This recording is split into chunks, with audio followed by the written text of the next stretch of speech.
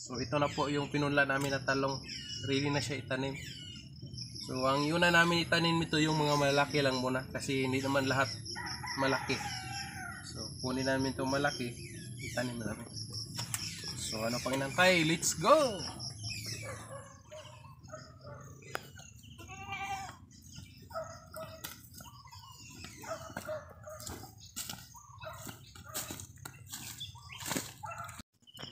So ginawa ko ngayon, naggawa ko ng butas para lagyan ng pataba ng tae ng kambing.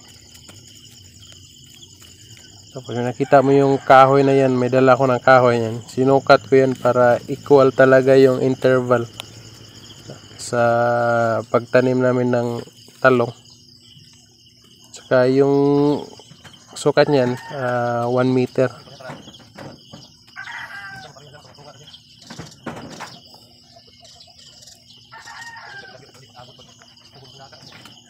Pagkatapos namin na butasan doon, kumuha naman ako ng tae ng kambing para ilagay namin sa butas.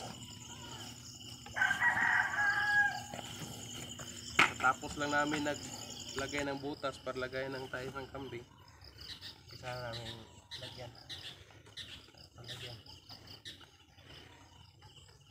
Nilagyan ko sa kalahati.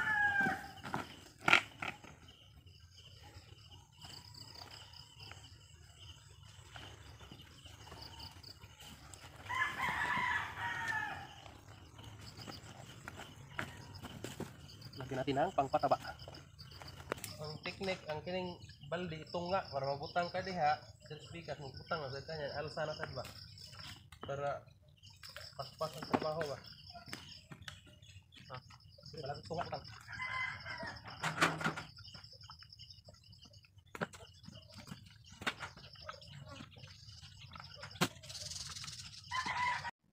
May ready na akong tubig dito. Lagyan natin to pang dilig.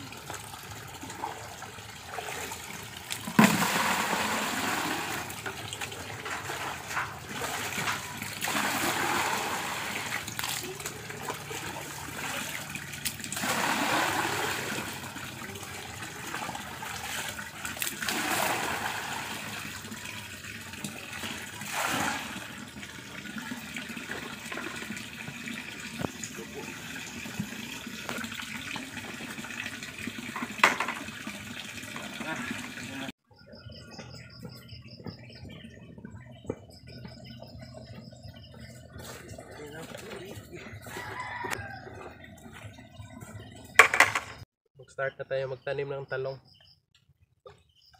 So may pagbataba na to, nilagay tayo ng kambing. So muna basahin muna natin. Ilalim. Saka ilagay. Tabunan ng mga pino-pino na lupa. Kailangan takpan tong tae ng kambing ng lupa. Kasi pag hindi mo takpan, atakihin to ng manok. Ano ng manok? Kayon sa manok ba?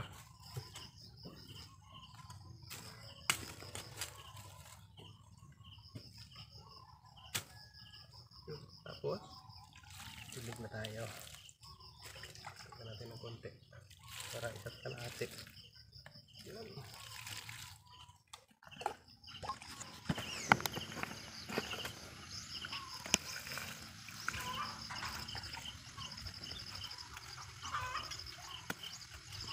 Yung itlog mo kita, parisan ng tawag itlog.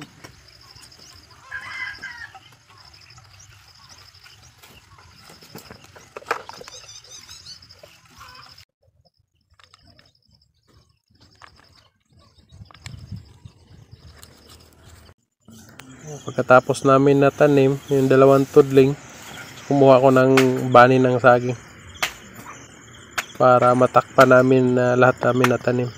Sobrang init, hindi niya kaya yung init. So, kailangan talaga may takip.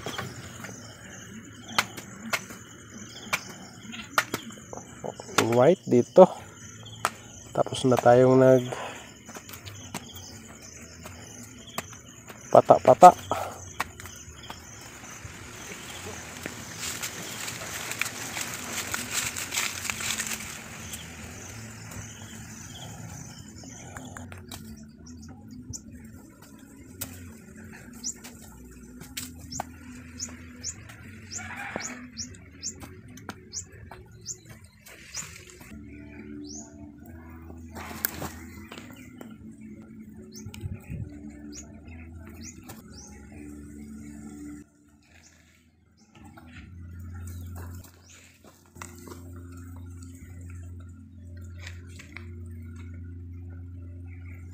Thank